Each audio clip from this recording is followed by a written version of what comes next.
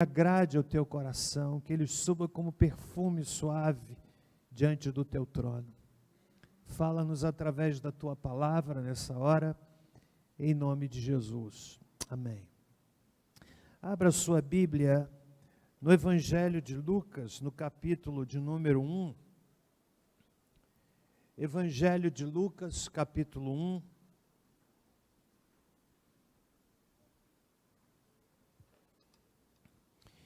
Eu quero ler a partir do versículo de número 26, e o tema da minha fala nessa noite é o retiro do texto sagrado, num dos versículos que nós vamos ler mais adiante, e logo eu lhes anuncio. Versículo 26, Lucas capítulo 1. No 6º mês foi o anjo Gabriel enviado por Deus a uma cidade da Galiléia chamada Nazaré, a uma virgem desposada com um homem cujo nome era José, da casa de Davi. O nome da virgem era Maria. Entrando o anjo aonde ele estava, disse: Salve, agraciada, o Senhor é contigo, bendita és tu entre as mulheres. Porém ela se perturbou muito com essas palavras e considerava que saudação seria essa. Disse-lhe então o anjo: Maria, não temas, achaste graça diante de Deus. Conceberás e darás à luz um filho, e pôr-lhe-ás o nome de Jesus. Este será grande e será chamado Filho do Altíssimo. O Senhor Deus lhe dará o trono de Davi, seu pai. Ele reinará eternamente sobre a casa de Jacó, e o seu reinado não terá fim. Disse Maria ao anjo: Como se fará isto, visto que não tenho relação com homem algum? Respondeu-lhe o anjo: Descerá sobre ti o Espírito Santo, e o poder do Altíssimo te cobrirá com a sua sombra. Por isso, o ente santo que de ti há de nascer será chamado Filho de Deus. Até Isabel, tua prima, concebeu um filho em sua velhice, sendo este o 6º mês para aquela que era considerada estéril. Pois para Deus nada é impossível. Disse então Maria: Eu sou a serva do Senhor, cumpra-se em mim segundo a tua palavra. E o anjo ausentou-se dela. Versículo 37, pois para Deus nada é impossível. Este texto, irmãos, ele faz parte do anúncio da concepção de Jesus. Nós aprendemos pelo contexto que, na verdade, o anjo Gabriel, e nós o encontramos citado na Bíblia apenas 2 vezes aqui, e no livro de Daniel, capítulo 9, e ele então vai e anuncia o nascimento de Jesus. O nascimento de Jesus. E como prova cabal dessa verdade, como elemento atestador que confirma essa verdade, então Isabel daria à luz um filho. Ter um filho na cultura judaica, preste bem atenção, era sinal de privilégio divino, e não tê-lo significava desaprovação divina.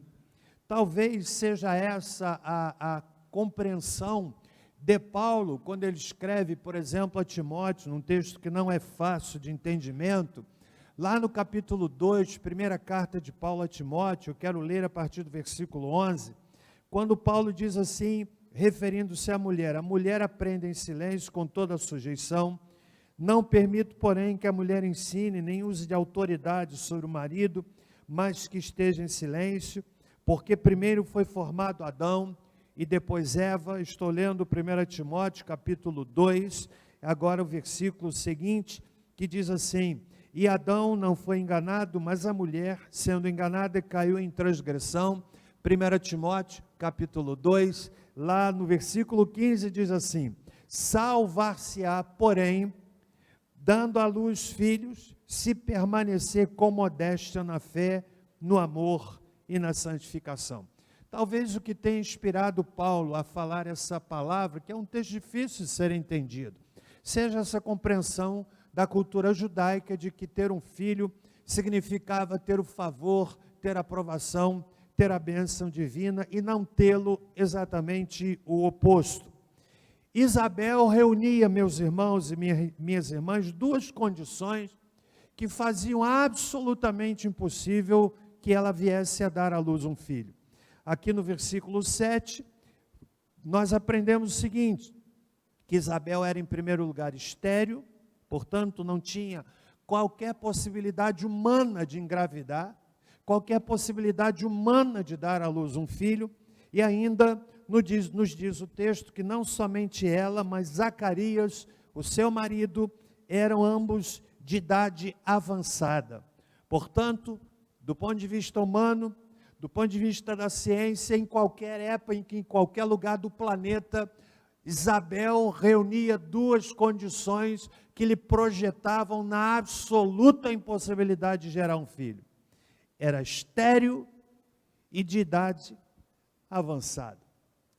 Mas o Senhor, em dizendo que Maria haveria de dar à luz a um filho que chamasse Jesus, o anjo Gabriel apresenta como elemento de confirmação o fato de que Isabel daria à luz um filho na sua velhice, conforme está no versículo de número 36, e na verdade ela já estava no 6º mês da sua gravidez. Eu quero chamar a sua atenção para um detalhe muito interessante que nos dá uma compreensão e empresta sentimento a um feto.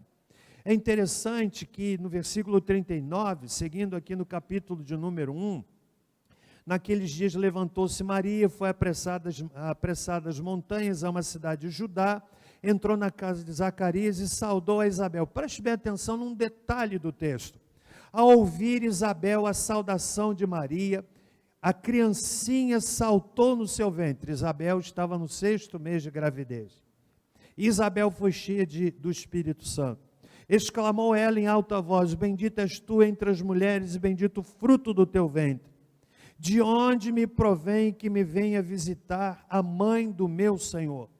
Agora preste atenção no versículo de número 44.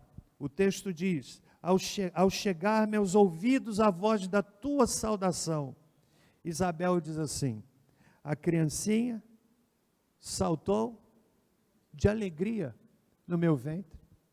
Interessante. O texto está dando sentimento, está dando ao feto, 6º mês de gravidez, dizendo: a criancinha saltou de alegria dentro do meu ventre. Que coisa interessante quando a gente considera a realidade do nosso país e em muitos lugares do mundo, onde o feto, a vida intrauterina, tem sido banalizada de toda maneira. Apenas para sua reflexão. Portanto, irmãos, o que eu quero nessa noite destacar é essa afirmação do verso 37. Para Deus, nada é impossível. Para Deus não há impossível. Na verdade, possibilidade ou impossibilidade são realidades que só dizem respeito ao ser humano, a você e a mim. Nós olhamos algumas situações e dizemos: é possível. Olhamos outras e dizemos: impossível. Mas, na verdade, a ideia de possibilidade e impossibilidade, essa ideia não faz parte da percepção de Deus. E eu quero que você entenda que a Bíblia é um livro repleto de impossibilidades. A Bíblia toda nós encontramos, de Gênesis a Apocalipse, uma abundância de exemplos, uma abundância de informações, uma abundância de relatos que corroboram, que fortalecem aquilo que o texto sagrado, de forma tão brilhante e maravilhosa, nos diz: para Deus nada é impossível. Para Deus nada é impossível. Meus irmãos, os milagres que estão registrados na Bíblia visam, na verdade, nos levar a entender que, assim como Deus operou no passado, Ele opera ainda hoje. Porque para Deus, nada é impossível. Quando você for orar, quando você for buscar a presença de Deus, eu quero lhe encorajar a fazê-lo com essa inspiração. Para Deus, nada é impossível. Quando você contemplar uma situação que do ponto de vista humano, insolúvel, você não vislumbra a saída, eu quero lhe encorajar a lançar a sua âncora no texto sagrado que diz, para Deus, nada é impossível. E eu quero nessa noite destacar aqui alguns episódios na Bíblia que confirmam o que Gabriel está dizendo. O que Gabriel é a voz do céu dizendo para Deus nada é impossível. Igreja, para Deus nada é impossível. Irmão, para Deus nada é impossível. Mãe, para Deus nada é impossível. Pai, para Deus nada é impossível. Casal que aqui está passando por turbulências, na iminência de ter o seu relacionamento rompido, eu quero dizer em alto e bom som, quero ecoar a voz do anjo Gabriel dizendo, porque para Deus nada é impossível, nada é impossível. E eu quero comprovar isso a partir de várias experiências na Bíblia. Primeiro, era humanamente impossível Davi vencer Golias. Recentemente eu preguei sobre isso aqui, como enfrentar gigantes e vencer. E eu lhes falei de Golias, um homem de quase 3 metros de altura. Sua altura era de 2,85 metros a 3,5 metros de altura. Um gigante. Lá no primeiro livro de Samuel, capítulo 17, nós encontramos essa informação extraordinária.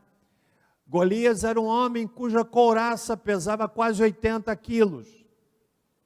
Quase 80 quilos. Um homem que tinha alguém que conduzia a sua lança. A ponta da lança de Golias pesava 5 quilos. Esse homem gigante vai lutar contra um pigmeu chamado Davi, de aspecto que não impressionava. Do ponto de vista humano, a vitória já estava garantida a favor de Golias. Do ponto de vista humano, o troféu da vitória já estava nas mãos de Golias. Do ponto de vista humano, a coroa de vitória já estava sobre a cabeça de Golias. Mas lá estava um menino Davi, de aspecto franzino, gentil de aspecto, como diz a Bíblia, que não impressionava. Era a impossibilidade lutando contra a possibilidade. Era a derrota do ponto de vista humano lutando com a vitória do ponto de vista humano. Mas para Deus, nada é impossível. E lá vem Golias, e lá vem Davi. E um olha para o outro, um olha de cima para baixo, outro olha de baixo para cima. Um esbravejando, furioso, sentindo-se talvez ofendido por ter enviado um menino, enviado um garoto para lutar com ele, cheio de orgulho, cheio de sentimento de vitória, de arrogância, mas do outro lado estava um menino cuja confiança não estava no poder do seu braço, cuja confiança não estava na sua habilidade de lutar com as armas que ele conhecia, mas a sua confiança estava posta no Deus para quem nada é impossível. Ele diz para Golias, Golias, você vem a mim com espada, com escudo e com lança, mas eu venho a você em nome do Senhor dos Exércitos, o Deus de Israel a quem você tem afrontado, e hoje o Senhor vai me dar a sua cabeça. E assim, de fato, aconteceu. Você sabe por que Davi venceu Golias? Porque para Deus, nada é impossível. Você quer ver um outro exemplo? No livro de Juízes, capítulo 7, que exemplo maravilhoso. Lá estava Gedeão, preparando-se para lutar contra os midianitas. O exército dos midianitas era humanamente invencível. Do ponto de vista humano, a vitória já estava para o lado, pendendo para o lado dos midianitas. Mas de outro lado havia um Gedeão, a quem Deus levanta, E o Senhor Deus disse para ele de forma extraordinária que lhe daria vitória, contra os midianitas, e mais, para que não houvesse qualquer dúvida de que era a vitória dada por Deus. O Senhor mandou filtrar, e Gedeão foi lutar com quantos homens? 300 homens, está lá no livro de Juízes, capítulo de número 7. E o Senhor Deus deu a vitória a Gedeão e ao seu exército, por uma razão muito simples, porque para Deus, nada é impossível. Quero dar outro exemplo, como eu lhes disse, a Bíblia toda está saturada de exemplos que confirmam essa afirmação do anjo Gabriel. A Bíblia toda está permeada de exemplos, eu vou dar apenas alguns, que corroboram, que fortalecem, que testificam, que se constituem exemplo para isto que o anjo diz, para Deus não é impossível. Eu quero citar um outro exemplo. Era impossível o povo de Deus passar pelo Mar Vermelho. Está lá no livro de Êxodo, capítulo 14. Faraó com seu exército atrás, furioso, perseguindo o povo de Deus. Deserto dos lados, e tinha o Mar Vermelho à frente. Uma daquelas situações para as quais a gente diz não tem saída. Não tem saída. Às vezes nós nos vemos diante de situações para as quais a única palavra que temos é essa: não tem jeito, não tem saída. Mas como para Deus não há impossível, diz o texto no livro de Êxodo, capítulo 14 e versículo 21. Então Moisés estendeu a sua mão sobre o mar, e olha o que é que o Senhor fez. E o Senhor fez retirar o mar por um forte vento oriental toda aquela noite. E fez do mar o quê? Terra seca.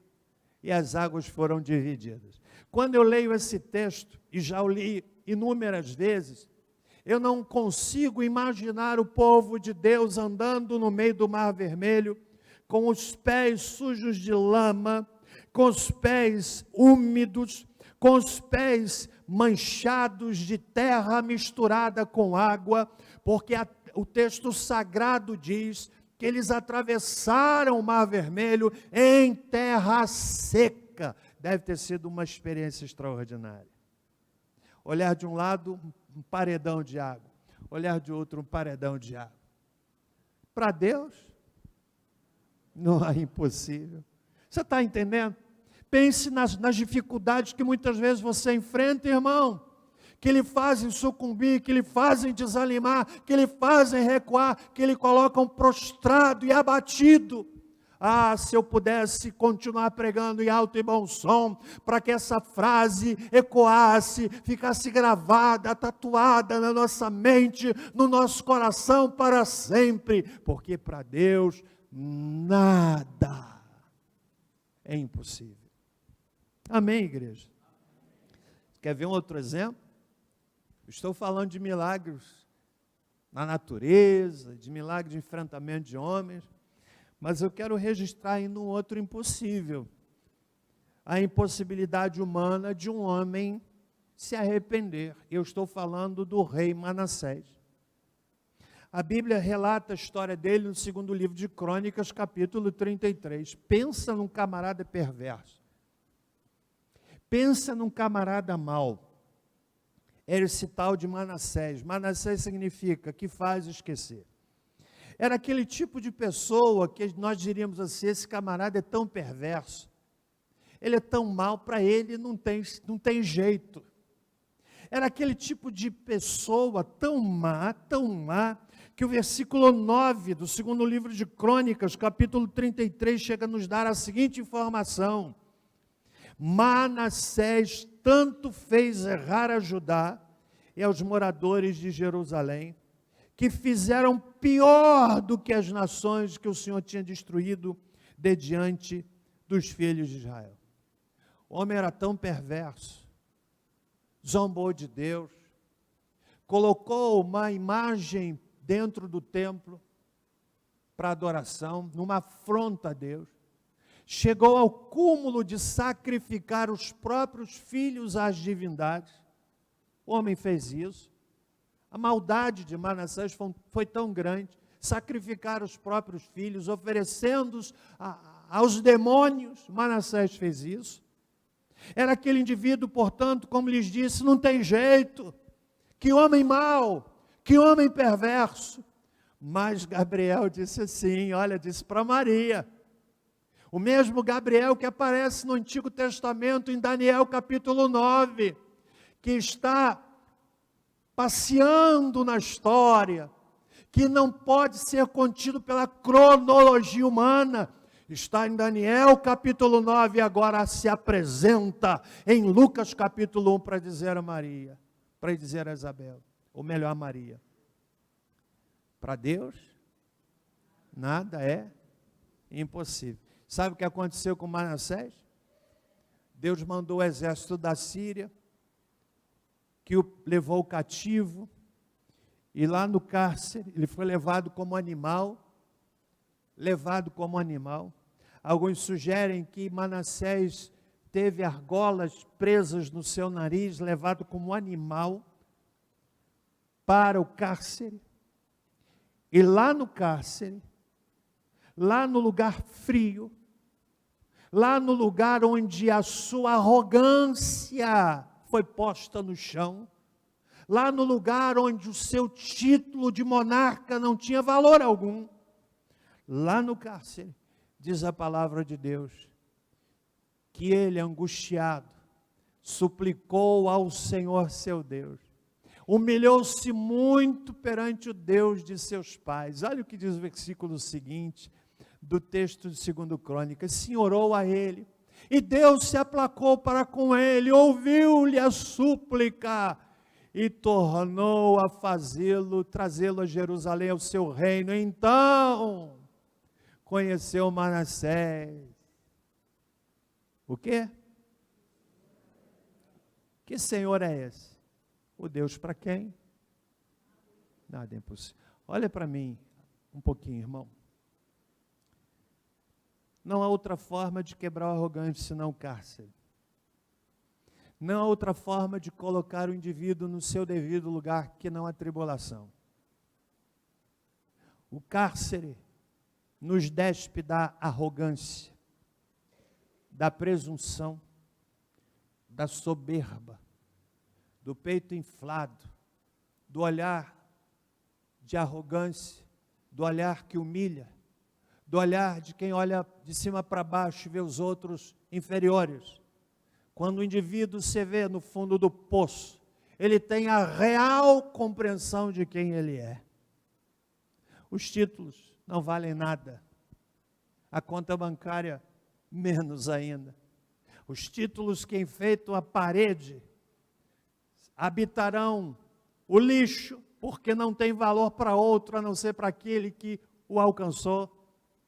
E a soberba é posta no chão, posta na terra, assim como aconteceu com Manassés, e lá no cárcere, aquele homem duro, aquele homem violento, aquele homem sensível, conheceu que o Senhor era Deus, por uma razão simples, porque para Deus,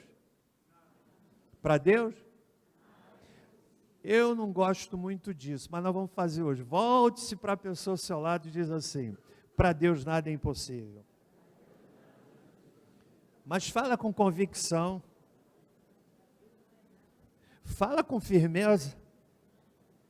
Não é assim, para Deus, olha, eu acho que nada é impossível. Não, para Deus, olha só, nada é impossível. Vamos lá, fale outra vez. Você tem de falar com a convicção de um profeta, com a convicção que habitou o coração do pequeno Davi. É com essa garra que eu quero encorajar você a fazer mais uma vez. Diga para a pessoa ao seu lado assim: para Deus, nada é impossível. Amém, igreja?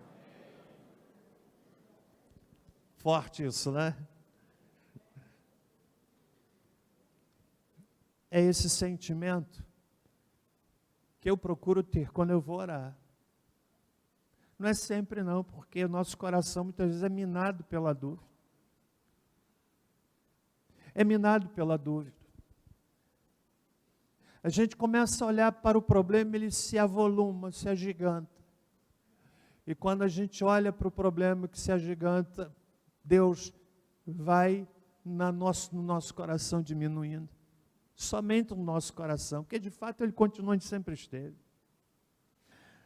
Mas quando a gente consegue orar nessa perspectiva, de ver o Deus que Gabriel disse, para Deus nada é impossível.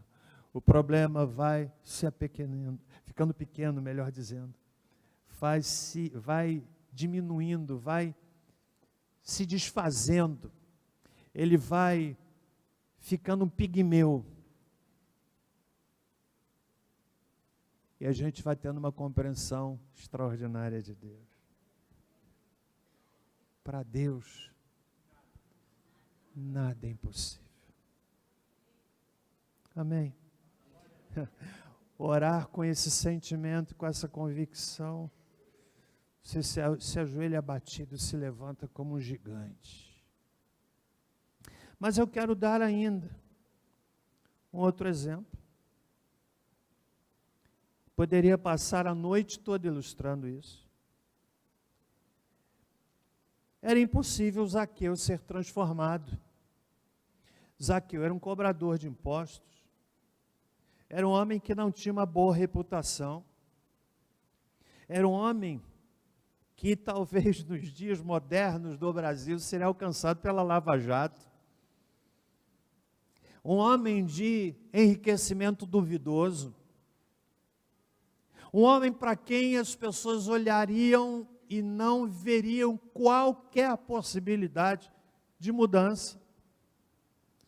Mas Zaqueu se encontrou com Jesus. Jesus passou na história de Zaqueu. E quando a história de Zaqueu se cruzou com a passagem de Jesus, para Deus não há coisa impossível. Zaqueu foi transformado. O texto está em Lucas, no capítulo 19, diz a Bíblia, no verso 5, Lucas 19, quando Jesus chegou àquele lugar, olhou para cima e disse-lhe, Zaqueu, desce depressa, hoje me convém pousar em tua casa. Zaqueu estava ali no meio daquele arbusto, olhando Jesus que passava, apressando-se, desceu e o recebeu com alegria. Todos os que viram isto murmuravam, dizendo que entrara para ser hóspede de um homem pecador. Ou seja, será que Jesus não sabe quem é esse camarada? Mas Zaqueu levantou-se e disse ao Senhor, Senhor, olha, eu dou aos pobres metade dos meus bens, e se em alguma coisa defraudei alguém, eu restituo quadruplicado.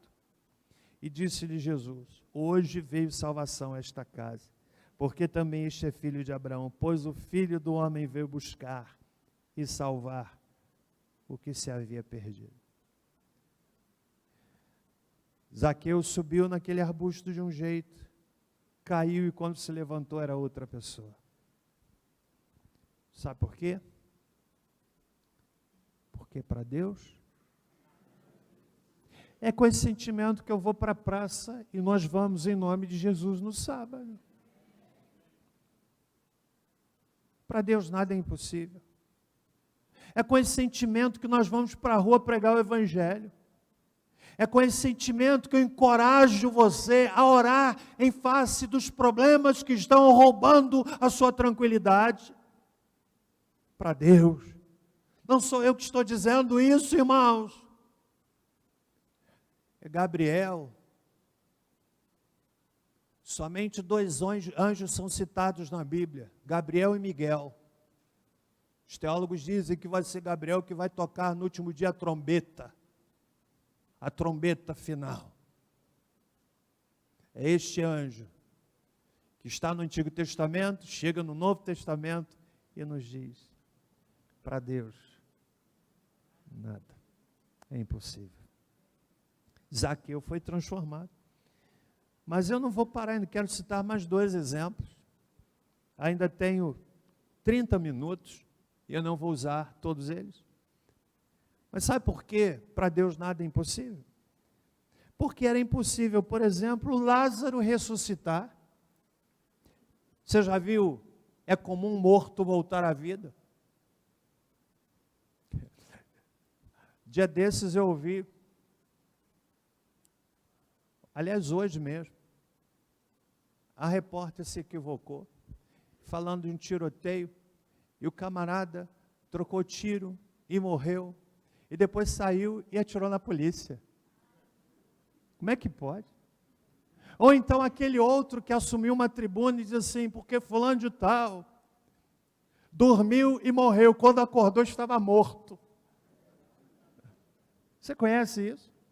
Quando acordou estava morto. Ele se confundiu, obviamente, deitou. Senhoras e senhores, ele enche o peito para falar, talvez você já tenha visto esse fato real, encheu o peito e disse, fulano de tal foi dormir e quando acordou estava morto. Mas a minha Bíblia diz que Lázaro de fato estava morto. Está em João capítulo 11. A Bíblia diz, em João capítulo 11, que ele estava morto e já por 4 dias cheirava mal. Ou seja, o seu corpo, a sua carne já havia entrado em processo de decomposição. Na minha ótica, o cheiro de um corpo humano se decompondo parece que é diferente do cheiro de um corpo de um animal se decompondo. Eu já vi isso. Anos atrás alguém me chamou, morava próximo ao cemitério, pastor, o senhor vem aqui fazer um culto porque uma pessoa que foi encontrada morta 5 dias em casa. Eu cheguei lá, os funcionários pondo produto no nariz, para poderem lidar com aquele corpo deformado, puseram na urna lacrada, e eu confesso que eu tive de fazer um exercício de respirar pela boca, pregar rapidamente, eu acho que foi um dos sermões mais curtos que eu preguei num culto fúnebre, em face do odor, do mau cheiro de um corpo em decomposição. A Bíblia diz que Lázaro estava morto há 4 dias. Mas Jesus chega onde Lázaro estava e diz assim, tirai a pedra.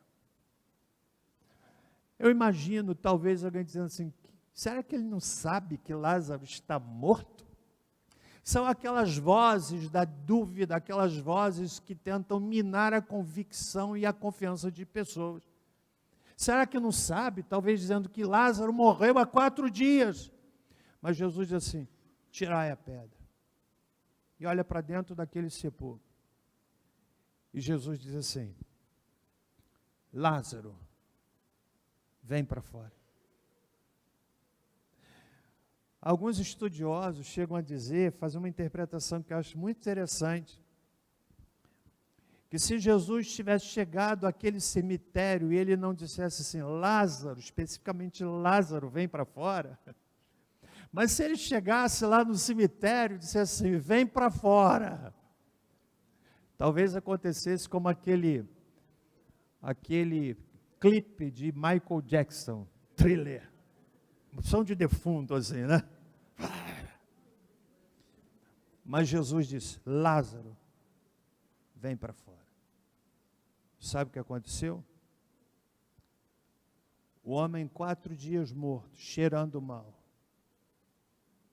Houve um médico francês que tentou esvaziar o milagre, dizendo que Lázaro sofria de catalepsia. Aqui há médicos, pessoas aqui que talvez entendam melhor do que eu, catalepsia, o indivíduo apresenta um quadro semelhante ao quadro de alguém que morreu. No Brasil a gente teve até um artista, Sérgio Cardoso, eu acho. Sérgio Cardoso, que morreu, foi sepultado, quando abriram, foram lá voltar o caixão estava com marcas de arranhão, o indivíduo quis sair e parece-me que ele sofria de catalepsia. E esse médico disse, não, Lázaro, na verdade, não morreu, ele era um cataléptico, mas a Bíblia diz que ele cheirava mal. Voltou à vida. Você sabe por que Lázaro voltou à vida? Qual é a resposta? Pensa bem. Se Jesus deu vida a Lázaro, se Deus abriu o mar vermelho, deu vitória a Gideão, operou tantas coisas, deu vitória a Davi contra Golias, será que Ele não pode fazer o mesmo na sua vida? Sim ou não? Por quê? Para Deus. Em último lugar, quero citar o último exemplo. Estão comigo até aqui, irmão? Qual é o tema da mensagem? Qual é o tema? Qual é o tema? Para Deus nada é impossível. O último item que eu quero destacar. Era impossível Paulo se converter. Era impossível Paulo se converter. Porque ele era religioso. Não tinha compreensão clara do Evangelho, de quem era Jesus. Ele era sincero, mas era cego. Ele esteve presente no momento do martírio de Estevão. A Bíblia chega a dizer que ele guardava as vestes daqueles que apedrejavam Estevão. Era um perseguidor da igreja. Entrava nas casas e arrastava os cristãos, movido por um sentimento perverso.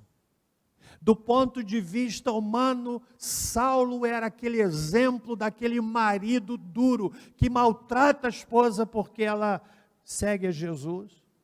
É o exemplo daquele filho que dá uma dor de cabeça tremenda para os seus pais, que não querem saber de evangelho. É o exemplo. Mas a Bíblia diz, em Atos 9, que Paulo ouviu uma voz: Saulo, Saulo, por que me persegues? Caiu do cavalo, literalmente. E quando ele se levanta, nasce ali o maior pregador de todos os tempos. Nasce ali o homem a quem Deus usou para nos deixar um legado de maravilhosas palavras nas epístolas, que nos ensinam, que nos doutrinam, que nos encorajam, que nos orientam. Deus levantou este homem, outrora perseguidor, agora um pregador. Você sabe por quê? Para Deus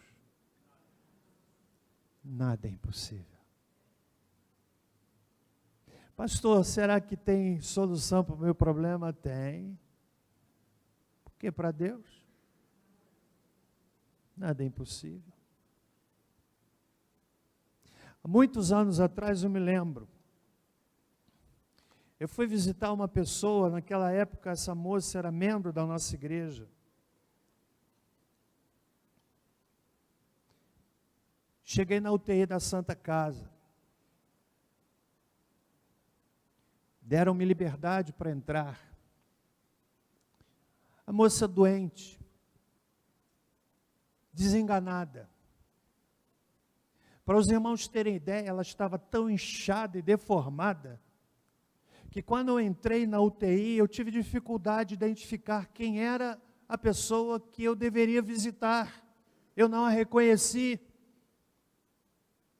Perguntei, quem é fulano de tal? Me apontaram, está ali. Eu me aproximei, olhei para aquela moça, duas enfermeiras se aproximaram, assim num sentimento de quem, que pena, está partindo. É aquela mensagem que não é verbalizada. Eu olhei para aquela moça, as duas enfermeiras que estavam ali. Esse tipo de visita precisa ser uma visita rápida, objetiva. Às vezes eu levo 5 minutos numa visita dessa, falo ao ouvido da pessoa que está ali em coma, falo para ela, oro pertinho, Mas naquele dia, eu ousei pedir algumas coisas para Deus. Para encurtar a história, a moça foi melhorando, foi melhorando, foi melhorando, teve alta, saiu do hospital curada. Pena que não entregou a sua cura em gratidão a Deus. Foi membro da nossa igreja. Se afastou da igreja. Tem gente assim que é ingrato, né? Mas o fato é, a moça que estava sobre aquele leito, em coma, desenganada, inchada, deformada, eu sou testemunha disso. Claro que a glória é toda de Deus, claro, absolutamente claro. Mas uma coisa eu sei, a vida daquela moça também fortalece, ilustra o que Gabriel disse. Para Deus, aqui nessa igreja, olha, há vários irmãos que terão histórias de milagres. Tem gente que está vivo hoje aqui por conta de milagre. Quem é que pode dizer assim, pastor, isso é verdade? Eu conheço gente assim, levanta a mão. Vários aqui,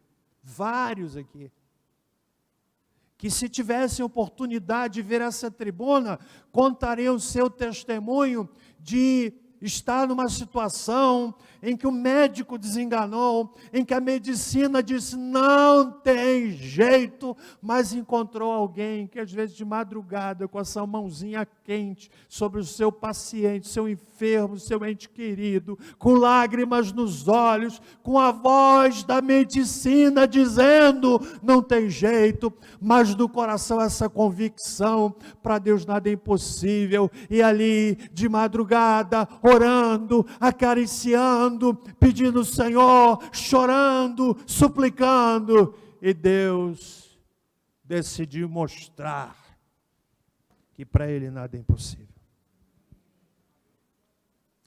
Mas a pergunta que eu quero fazer, finalizando a minha fala nessa noite, é esta: que tal você experimentar o Deus do impossível na sua vida? O Deus do impossível na sua vida. Como eu disse, há pessoas aqui, algumas eu estou vendo aqui nesse auditório, porque eu acompanhei a história, de gente com filho enfermo em Vassouras, com filho internado em Barra Mansa, com criança que nasceu e ao invés de sair do hospital com o bebezinho, ele ficou ali no hospital, às vezes 1 mês, 2 meses, entre a vida e a morte. Deus mudou a história. Aqui nesse auditório há várias pessoas. Mas o desafio que eu quero fazer é o seguinte: que tal você experimentar o Deus para quem nada é impossível na sua vida? O Deus que ama o pecador, que deu Jesus para salvar você. Eu não conheço a história de ninguém aqui, aliás, de algumas poucas pessoas. Mas isso não importa. O que importa é que a minha Bíblia diz: para Deus, para Deus, para Deus, nada é impossível. Curva a sua cabeça, por favor.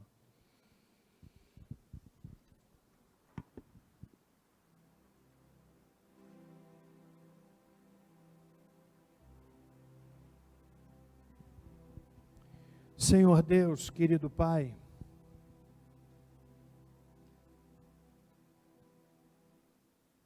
muito obrigado porque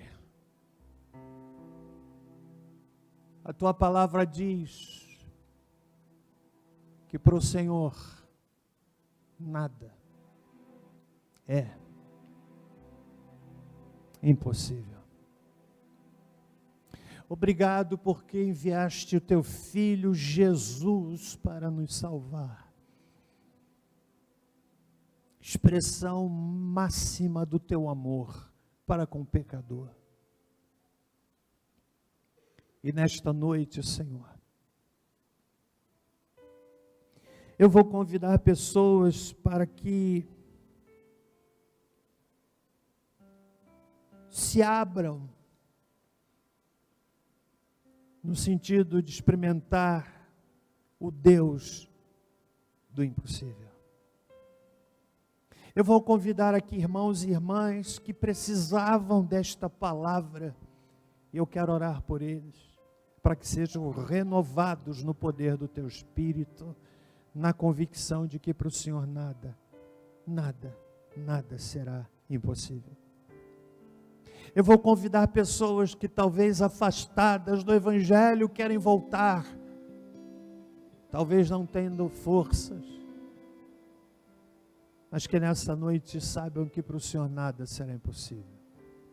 Eu quero convidar pessoas, talvez nessa noite, desejam entregar o coração a Jesus, aceitá-lo como seu Senhor e Salvador pessoal. Eu quero pedir isso, Senhor, sempre para dar glória e honra ao Teu nome, em nome de Jesus. Vamos ficar em pé, irmãos. Eu orei aqui por 3 motivos. Orei aqui para convidar você, irmão, irmã, que quer sair daqui hoje renovado, na convicção de que para Deus nada será impossível. Você precisava dessa palavra. Quero orar por você. Eu vou convidá-lo a vir aqui em frente. Você talvez afastado, quer voltar, quero convidá-lo a vir à frente. Você que hoje quer entregar sua vida a Cristo, vem aqui à frente.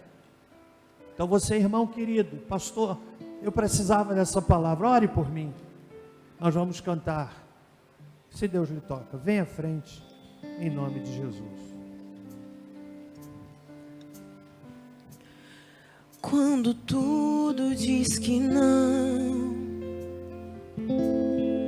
sua voz me encoraja a prosseguir.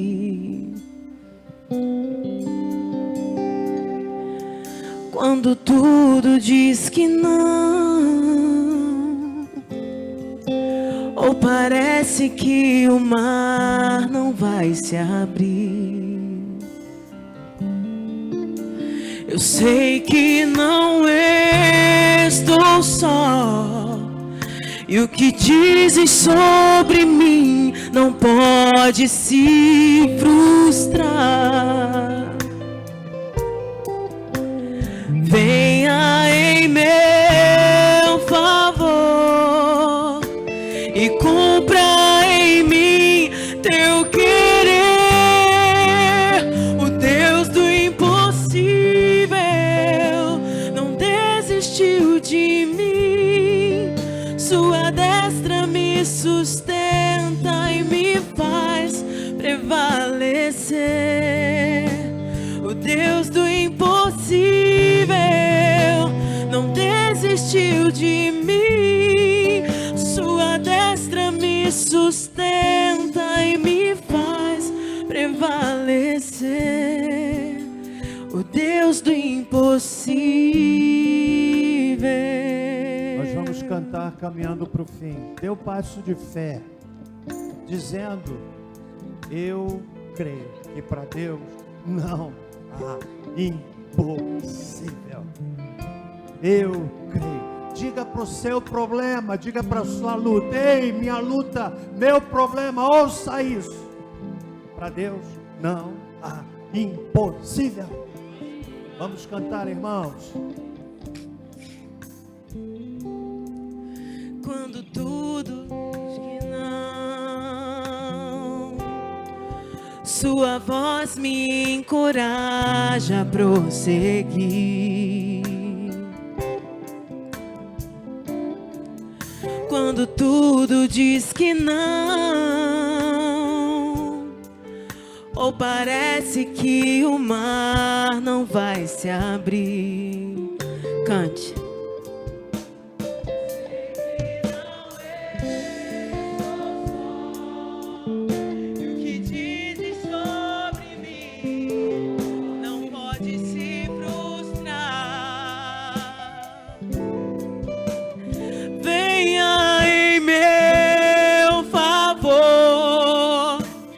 Cumpra em mim teu querer.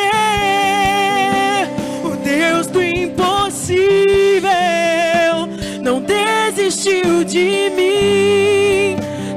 destra me sustenta e me faz prevalecer. O Deus do impossível não desistiu de mim. Sua destra me sustenta e me faz prevalecer. O Deus do impossível.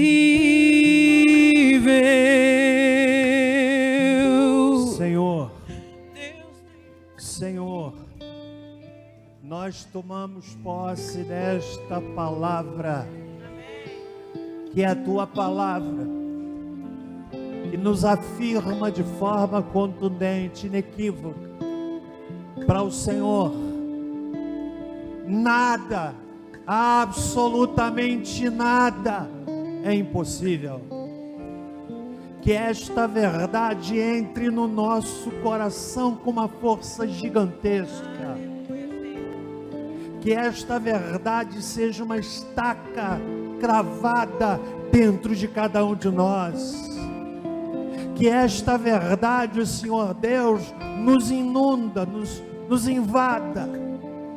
Aqui várias pessoas que vieram à frente, cada uma delas trazidas por um motivo. Gente que está enfrentando situação humanamente insolúvel. Senhor, manifesta esta verdade na vida dessa pessoa. Manifesta, Senhor. Manifesta, Senhor. Eu estou seguro de que o Senhor está presente aqui entre nós nessa noite. Manifesta, abre o céu, derrama de forma profusa, abundante, a convicção no coração de cada um, Senhor. Faz isto, faz isto, faz isto, Senhor. Que haja o testemunho do Espírito Santo dentro do coração de cada um agora, Senhor. Se houver alguém aqui voltando para o caminho do Senhor, Deus, de igual forma, que essa verdade fique claríssima. Se houver alguém aqui que está trazendo a sua vida, entregando-se a Jesus, que essa palavra possa ecoar, possa gerar fruto, cadeias sejam rompidas, grilhões sejam quebrados, vidas sejam transformadas, porque para o Senhor não há impossível. Oh, aleluia. Para o Senhor não há impossível.